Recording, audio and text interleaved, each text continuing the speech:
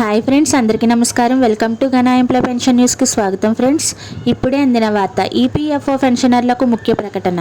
ఆ వివరాలు ఏంటి ఈ వీడియోలో తెలుసుకుందాం. ఫ్రెండ్స్, వీడియోని ఎక్కడ స్కిప్ చేయకుండా చూడండి. మా వీడియో మీకు నచ్చినట్టయితే మా ఛానల్కి లైక్ చేయండి, షేర్ చేయండి, సబ్స్క్రైబ్ చేయండి. ఇక లేట్ చేయకుండా వివరాల్లోకి అయితే వెళ్ళిపోదాం. ఉద్యోగం మారినా లేదా మానేసినా మీ ప్రొవిడెంట్ ఫండ్ బ్యాలెన్స్పై వడ్డీ ఆగిపోతుందనే అపోహ ఉంది. కానీ ఈపీఎఫ్ఓ రూల్స్ ప్రకారం అది తప్పు.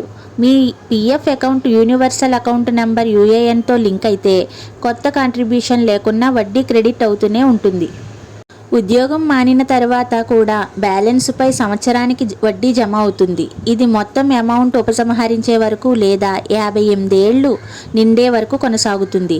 36 నెలలు కాంట్రిబ్యూషన్ లేకపోతే అకౌంట్ ఇన్ఆపరేటివ్ అవుతుంది. కానీ ఇన్ఆపరేటివ్ అకౌంటులో కూడా వడ్డీ ఆగదు. డిక్లేర్ చేసిన రేటుతోనే జమ అవుతుంది.